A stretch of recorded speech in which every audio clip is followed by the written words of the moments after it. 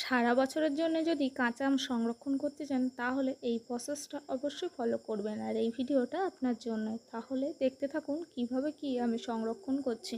চলুন তাহলে মূল ভিডিওতে দেখে নেওয়া যাক। প্রথমেই এখানে আমি কিছুটা পরিমাণ বড় বড় সাইজের আম নিয়ে নিয়েছি। আর এগুলো ছিল আমাদের গাছের আম। আর কিছুদিন মধ্যে কিন্তু আমটা পেকে যাবে, তখন কিন্তু এইভাবে সংরক্ষণ করা পসিবল হয়ে উঠবে না। ওই কারণে সময় থাকতে থাকতে আমি কিন্তু কাঁচা আম সংরক্ষণ করতে ঝটপট লেগে পড়েছি। প্রথমেই দেখো বটিতে আমি এখানে কেটে নেব, আঠাটাকে ঝরিয়ে আমি ধুয়ে নেব, ধুয়ে পরিষ্কার করে নেব।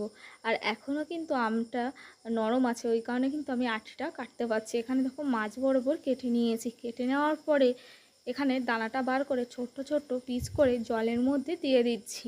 এরকমভাবে আম কেটে নিলে কিন্তু দেখতেও মজাদার হয় এবং খেতেও কিন্তু খুব ভালো লাগে। চলুন তাহলে 10-15 মিনিট আমি জলের মধ্যে রেখে দিচ্ছি। দেখতেই পাচ্ছেন এর মধ্যে একটা কষ কষ ভাব, এই কষ জলটা আমি ঝরিয়ে নেব। আমি জল ঝরিয়ে রেখেছি 5 থেকে 7 মিনিট। দেখতেই পাচ্ছ আমার জল ঝরিয়ে আমি কিন্তু আমটাকে শুকনো করে নিয়েছি। সংরক্ষণ করার আগে অবশ্যই খেয়াল রাখবেন যে জলটা ঝরিয়ে নেওয়ার জন্য, তাহলে কিন্তু খুব ভালো সংরক্ষণ হয়। এবার তাহলে মূল প্রসেসে যাওয়া যাক। প্রথমেই কড়াইয়ের মধ্যে দিয়ে দিচ্ছি, জলটাকে অ্যাড করে দিচ্ছি। এখানে আমাদের জল গরম করা লাগবে।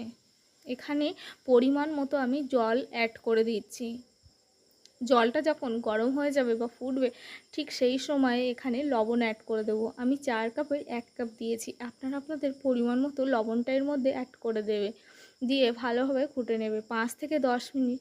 দেখতে পাচ্ছ লবণ জলটাকে গরম করে ঠান্ডা করে নেবো। আর এদিকে আম কেটে রাখা আমগুলো কাঁচের বয়ামে সংরক্ষণ রাখতে গেলে অবশ্যই কাঁচের বয়ামটা ব্যবহার করবেন। আর যখন লবণ জলটা বানাবেন তখন তার মধ্যে ভিনেগারটা দেওয়ার চেষ্টা করবেন। আর যদি না মনে থাকে সেক্ষেত্রে অন্য একটা প্রসেসে আপনার ভিনিগারটা দিতে পারেন। এখানে আমগুলোকে এর মধ্যে ভরে নিচ্ছি। এখানে ভরে নেওয়া কিন্তু আমার প্রায় কমপ্লিট হয়ে গেছে। এবার লবণ জল আর ভিনিগার মেশানো জলটাকে এর মধ্যে একে একে অ্যাড করে দেব। একদম খুব সহজ প্রসেস। এইভাবে যদি তোমরা বানিয়ে রাখো তাহলে অনেক দিন পর্যন্ত সংরক্ষণ রাখতে পারবে এবং যখন কাঁচা আমের সিজন থাকবে না বা পাওয়া যাবে না তখন কিন্তু এই আমগুলো খেতে পারবেন। আর অবশ্যই মাথায় রাখতে হবে এই গরম জলটাকে অবশ্যই ঠান্ডা করতে হবে। নর্মাল জলের মতো হয়ে গেলে তারপরে এর মধ্যে অ্যাড করতে হবে। এবার দেখো আমি বয়ামের মধ্যে জলটাকে অ্যাড করে দিচ্ছি। জলটা অবশ্যই ঠান্ডা করতে হবে। আমার জলটা কিন্তু দেওয়া কমপ্লিট হয়ে গেছে। ওপর দিয়েও তোমরা চাইলে ভিনিগার দিয়ে মিশিয়ে রাখতে পারো। যদি ভালো লাগে সাবস্ক্রাইব করে